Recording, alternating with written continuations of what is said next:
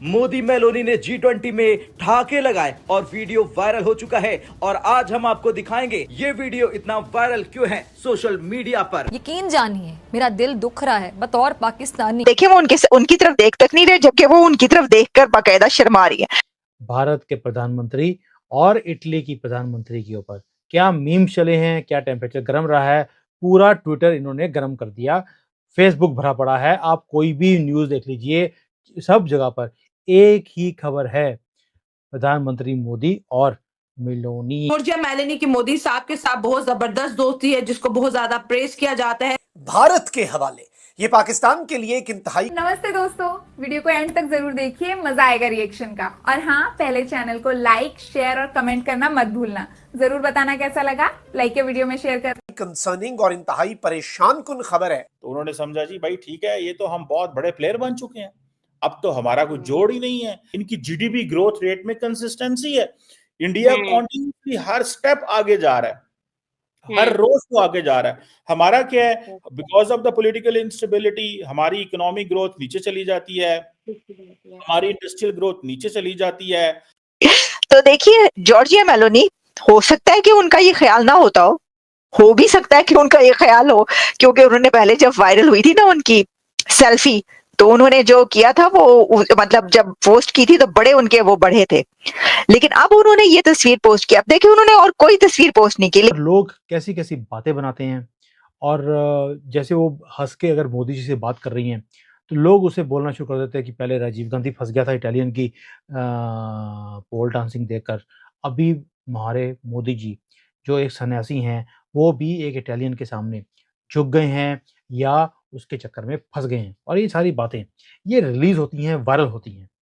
देखें, इंडिया हमें ब्रिक्स में नहीं एंटर होने दे रहा, सीधी सी बात। वहां पे वो रुकावटें डालते हैं, वो कहते हैं जी कि नहीं, इंडिया ने पता है हमें कब ब्रिक्स का मेंबर बनने देना है, जब सारी दुनिया ने ब्रिक्स का मेंबर बन जाना है। क्योंकि उन्होंने कहना जी आपकी वैल्यू खत्म हो जाएगी। हम तो फाउंडिंग मेंबर थे ब्रिक्स के, हम तो 5 मुल्क जब थे, भारत था, साउथ अफ्रीका था, ब्राजील था, रशिया था, चाइना था, हम तो तब के हैं। अभी उन्होंने 5 और डालनी है। गो के वो अलहदा बात है कि अमेरिकन ने बड़ा टफ टाइम दिया है, अमेरिकन ने बहुत टफ टाइम दिया है।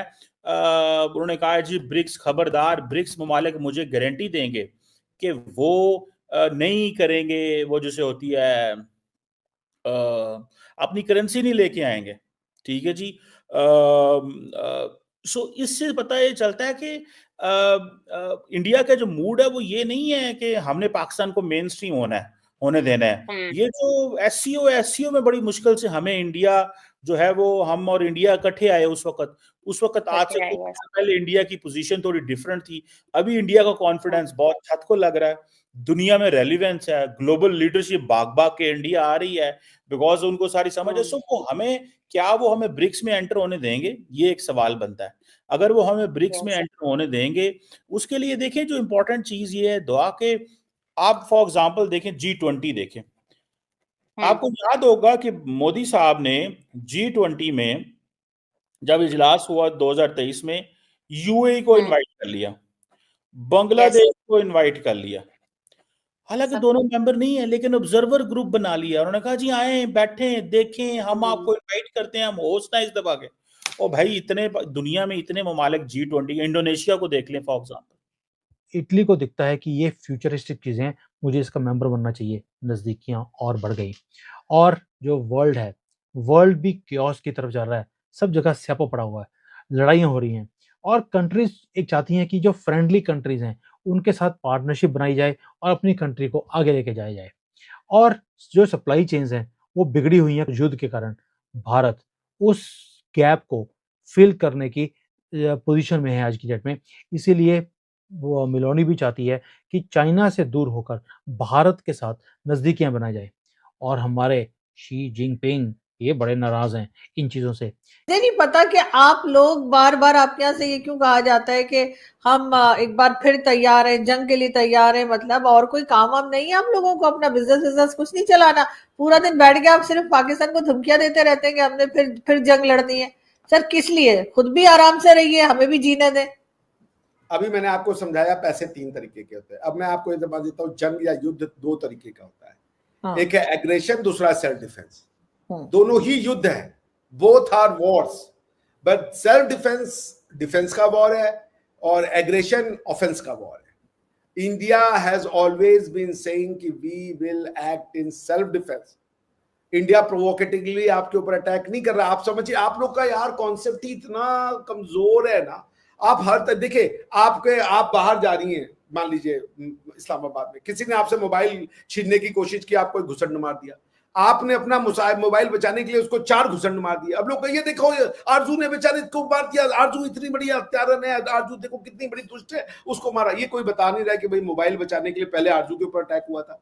आप लोग यही बात कर रहे हैं, ट्रांजैक्शन का एक सिरा आप काट के उड़ा देते हैं दूसरे ट्रांजैक्शन में, तो आरजू बुरी लग रही है ना, लेकिन वही पूरी पिक्चर दिखा दीजिए तो लगेगा आरजू तो देवी है। नहीं, मेरा फोन अगर कोई छीनेगा मोबाइल तो मैं तो बिल्कुल खून खराबे में उतर आती हूँ। बताइए, खून खराबे पे आप खून खराबे पे आ जाएंगी, और हमारे यहाँ जो हो रहा है उसके लिए हम किसी खराबे पर ना है। भाई आपसे तो अल्लाह बचाए, बल्कि वो भी अब मुझे नहीं लग रहा पाकिस्तानी से बचा पाएंगे। नहीं, मतलब ये क्या बात हुई। लेकिन फिर भी सर, अब इतना अरसा हो गया ऑपरेशन सिंदूर को। अब मैं अपनी साइड के लोगों को भी कहती हूँ कि भाई जो पाकिस्तान से वीडियो बना रहे हैं या पाकिस्तान से बात कर रहे हैं, अमन की बात क्यों नहीं करते? एंड देन फिर जब तक आप IMF के प्रोग्राम के नीचे हैं, how the world will welcome you. आप दुनिया में आप या तो आप कहें ना जी कि हमने IMF को खैर बात कह दिया, thank you very much, okay good. जब आपने IMF को छुट्टी करा दी तो देन अब किधर जाना है? अब जी देखें जी, अब हमारी इकोनॉमी खुद चल रही है, तो ये जो G20 है को IMF से सपोर्ट तो नहीं लेते सारे के सारे, ये कोई IMF से तो नहीं मदद लेते। जब हम IMF से जान छुड़ा लेंगे, हमारा इकोनॉमिक ट्रेजेक्टरी बेहतर होगी, दुनिया हमें देखनी समझनी शुरू हो जाएगी कि भाई ठीक है, वी आर गुड इनफ कि हमें नजर आ रहा है कि इस इकोनॉमी के अंदर पोटेंशियल है। दुनिया दुआ खुद ही भागने आ जाती है। दुनिया को बड़ी समझ है कि हमने कैसे, वो जिसे कहते हैं ना, करीब आना है, कैसे चीजों को बेहतर करना है। दुनिया अंडरस्टैंड्स थिंग्स वेरी केयरफुली। उनको हमें अपने माइंडसेट को प्रोग्रेसिव रखना है, आगे लेके जाना है।